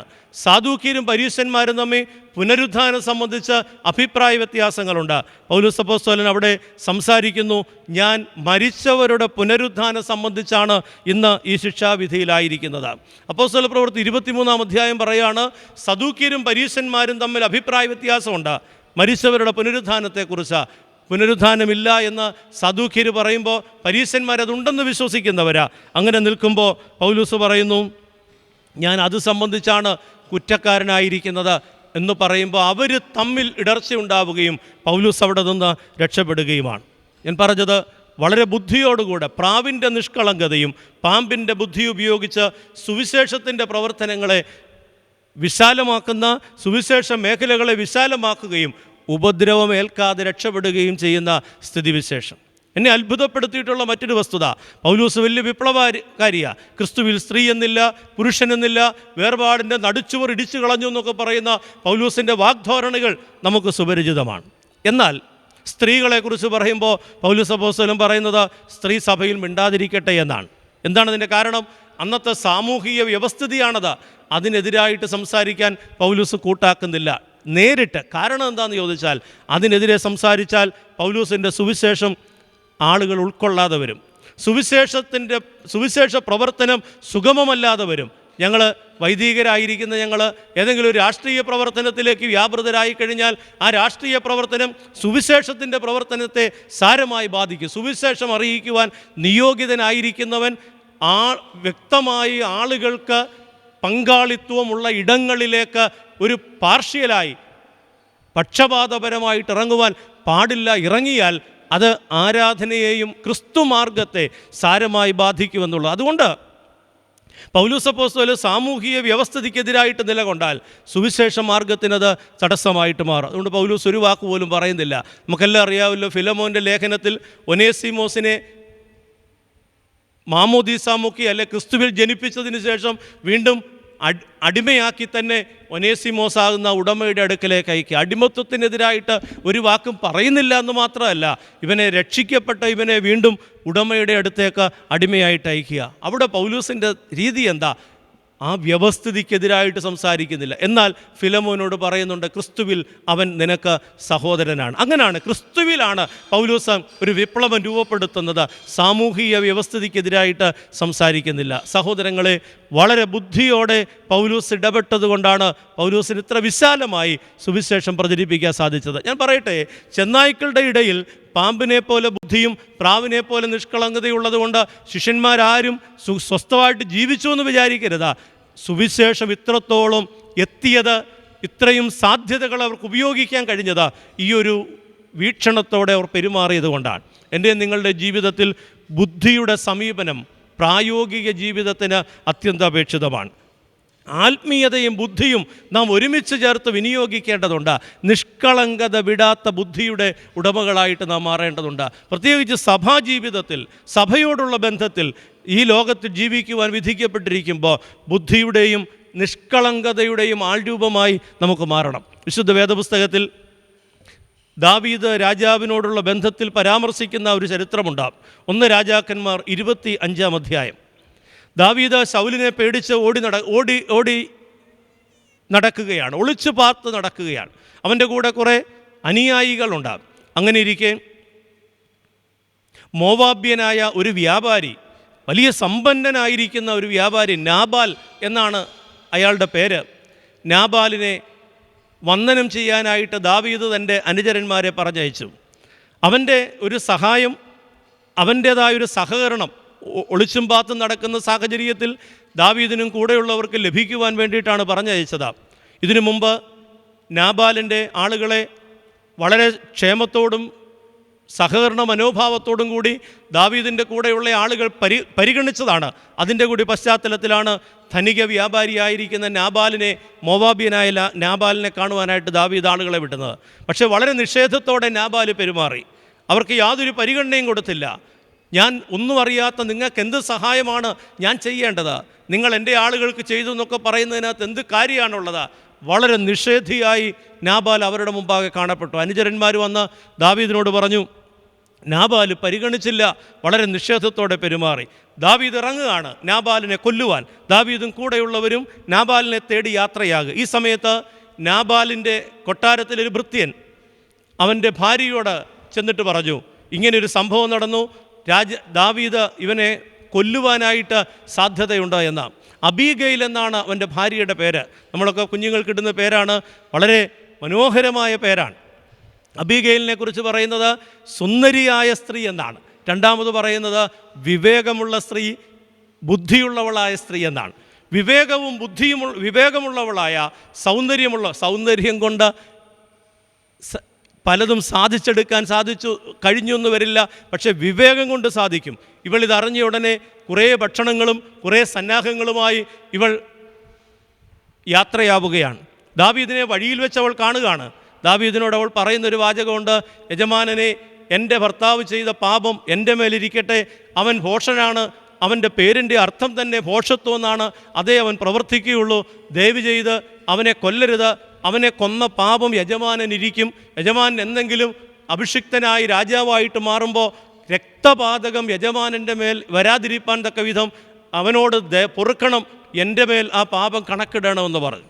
ദാവീദ് അവിടെ വെച്ച് മടങ്ങുകയാണ്. അവൾ കൊടുത്ത ഭക്ഷണവും അനുചരന്മാർക്ക് വേണ്ടിയ എല്ലാ കാര്യങ്ങളും സ്വീകരിച്ചുകൊണ്ട് ദാവീദ് മടങ്ങുക. ദാവീദ് പറഞ്ഞു, ഒരു രക്തപാതകത്തിൽ നിന്ന് എന്നെ രക്ഷിച്ച നിൻ്റെ ബുദ്ധിയെ ഞാൻ പ്രശംസിക്കുന്നു, ദൈവം നിന്നെ അനുഗ്രഹിക്കട്ടെ. പിന്നീട് നാബാൽ മരിക്കുന്നു. ദാവീദ് അബീഗയിലിനെ ഭാര്യയായിട്ട് സ്വീകരിക്കുന്നു.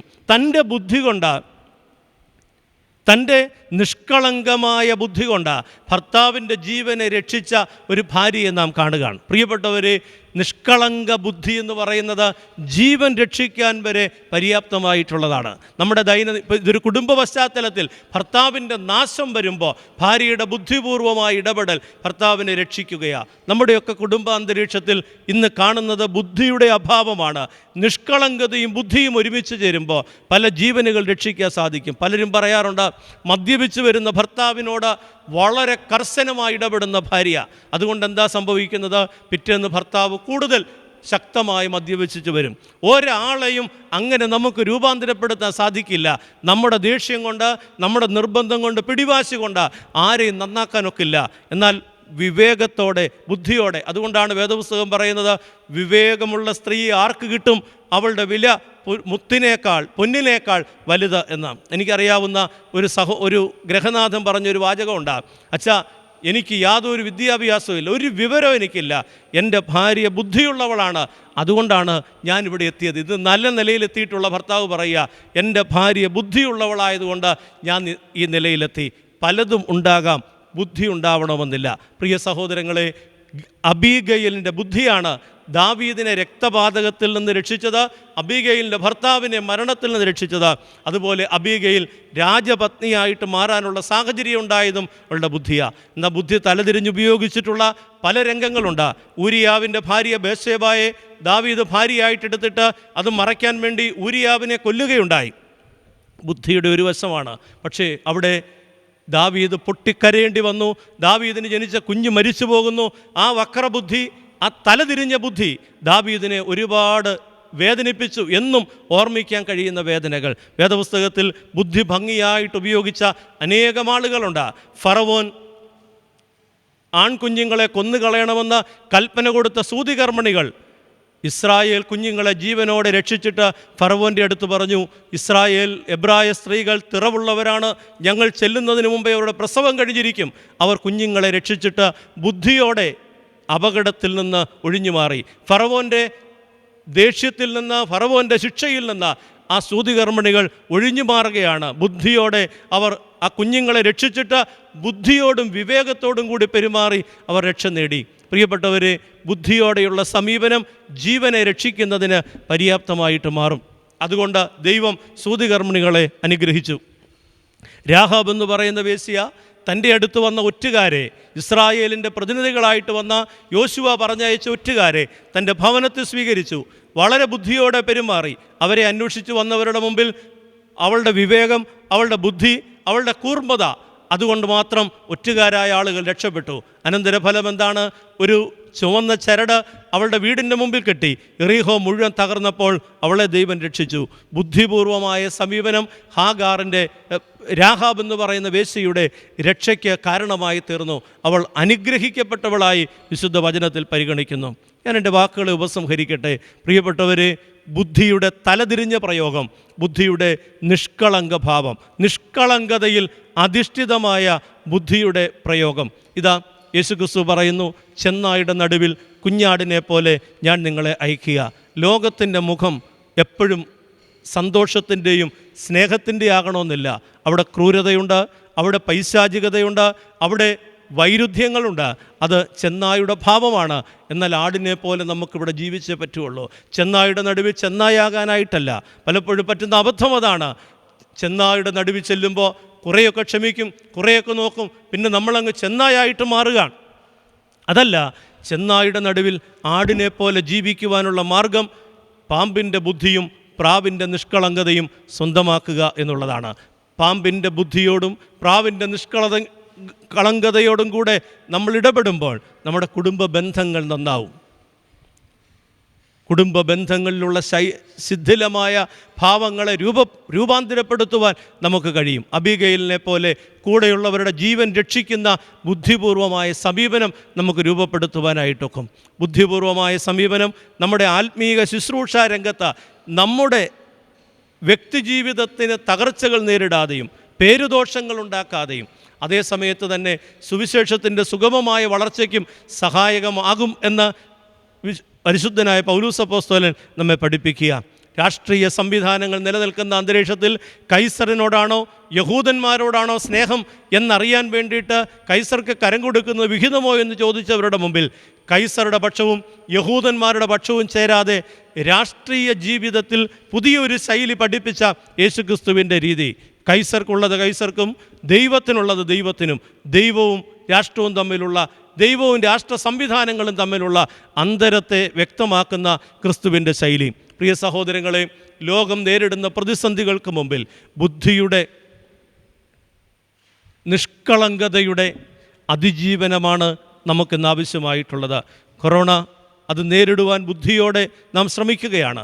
മാസ്ക് ധരിച്ചുകൊണ്ട്, കൈകൾ കഴുകിക്കൊണ്ട്, അകലം പാലിച്ചുകൊണ്ട്, നമ്മുടെ പ്രായോഗികമായ ബുദ്ധിയുടെ തലത്തിൽ നിന്നുകൊണ്ട് അത് നമുക്കെത്താതെയും നമ്മിൽ നിന്ന് മറ്റൊരാൾക്കെത്താതെയും കുറേ പരിശ്രമങ്ങൾ നാം നടത്തി വരികയാണ്. ബുദ്ധിയുടെ പ്രായോഗികതയാണ് നാം ഇവിടെ അനുവർത്തിക്കുന്നത്. അതുപോലെ തന്നെ ലോക ജീവിതത്തിൽ നാം നേരിടുന്ന എല്ലാ പ്രതിസന്ധി, കൊറോണയുടെ മാത്രമല്ല, എല്ലാ പ്രശ്നങ്ങളുടെയും മുമ്പിൽ ഈ ബുദ്ധിപരമായ സമീപനം നമുക്കുണ്ടാകണം. ബുദ്ധിയോടെ നേരിടണം. കുടുംബജീവിതത്തിലെ പ്രശ്നങ്ങളെ ബുദ്ധിയോടെ, വിവേകത്തോടെ നേരിടണം. വിവേകവും വൈകാരികതയും രണ്ടും രണ്ടാണ്. വികാരത്തിൻ്റെ തള്ളലിൽ ഒരു പ്രശ്നത്തെയും നമുക്ക് അതിജീവിക്കാൻ സാധ്യമാവുകയില്ല. കുടുംബ പ്രശ്നങ്ങളിൽ വികാരത്തിൻ്റെ തള്ളലല്ല, വിവേകത്തിൻ്റെ കടന്നുകയറ്റമാണ് ഉണ്ടാകേണ്ടത്. അതാണ് ബുദ്ധി. വിവേകത്തോടെ കൈകാര്യം ചെയ്യുക. നമ്മുടെ കൂടെ ഉള്ളവർ നഷ്ടപ്പെടാതെ അവരെ ചേർത്ത് നിർത്തുവാൻ കഴിയുന്ന വിവേകത്തിൻ്റെ ശൈലി അവലംബിക്കുവാനായിട്ട് നമുക്ക് സാധിക്കണം. നമ്മുടെ വ്യക്തി ജീവിതത്തിൽ നേരിടുന്ന പ്രശ്നങ്ങൾ, ജോലി നഷ്ടപ്പെടുന്ന അനേകം ആളുകൾ ഇന്നുണ്ട്. ഇനി എന്ത് ചെയ്യുമെന്നുള്ള ഒരു വലിയ ക്വസ്റ്റ്യൻ മാർക്കാണ് ഗൾഫ് രാജ്യങ്ങളിൽ നിന്നൊക്കെ വന്നിട്ടുള്ള ആളുകൾക്കുള്ളത്. സഹോദരങ്ങളെ, ഗൾഫിൽ ജീവിക്കുന്ന ആളുകളുണ്ട്, കൊറോണ വന്നിട്ടുള്ള ആളുകളുണ്ട്, നിരീക്ഷണത്തെ കഴിയുന്ന ആളുകളുണ്ട്. ഒരു വലിയ പ്രശ്നമാണ്. എത്രയോ ആളുകൾ ഈ സമയത്ത് ആത്മഹത്യ ചെയ്തു. എന്താണ് പരിഹാരമെന്നറിയാതെ. പക്ഷേ വിവേകത്തോടെ, ബുദ്ധിയോടെ സ്വീകരിക്കണം. ഏത് പ്രതിസന്ധി, ഏത് സാഹചര്യവും ബുദ്ധിയോടെ സമീപിക്കുക. ആ സമീപനത്തിൽ ഒരു നല്ല ഭാവിയുണ്ട്. ആത്മഹത്യ ചെയ്ത സഹോദരങ്ങളെക്കുറിച്ച് ഞാൻ ഓർക്കുകയാണ്. ഞാനും ഒരു ക്വാറൻറ്റൈന് വിധേയനായിട്ടുള്ളയാളും കോവിഡ് ടെസ്റ്റ് നടത്തിയിട്ടുള്ളയാളും ഈ വിധത്തിലുള്ള വഴിയിലൂടെ കടന്നുപോയിട്ടുള്ളയാളുമാണ്. പക്ഷേ എനിക്ക് പറയാനായിട്ട് സാധിക്കും, അതൊരു മാരകമായ അവസ്ഥയാണ്. സർക്കാരിനോ സംവിധാനങ്ങൾക്കോ ഒന്നും മനസ്സിലാക്കാൻ കഴിയാത്ത ഒരു ഏകാന്തതയുടെ ഉൾഭീതി മനസ്സിനെ അലട്ടുന്ന കാലമാണ്. ഒരുപാട് ആളുകൾ പ്രാർത്ഥിച്ചു, ഒരുപാട് ആളുകൾ വിളിച്ച് ആശ്വാസമൊക്കെ നൽകി. പക്ഷെ നമ്മൾ ഒറ്റപ്പെട്ട ഒരു പത്മോസ് ദ്വീപിൽ യോഹന്നാൻ എന്ന പോലെ ഒറ്റപ്പെട്ടു പോകുന്ന നിമിഷങ്ങളാണത്. അങ്ങനെ ഒറ്റപ്പെട്ടു പോകുന്ന ഒരാൾ ആത്മഹത്യ ചെയ്താൽ ആളെ കുറ്റം പറയാനൊക്കില്ല. കാരണം കൊറോണ വന്നു കഴിയുമ്പോൾ ദേശത്തുള്ള ആളുകളുടെ സമീപനം, ലോകത്തിൻ്റെ ഇന്ന് മാധ്യമങ്ങളിൽ നാം കാണുന്നത് ഒരാളുടെയും പേര് പറയത്തില്ല.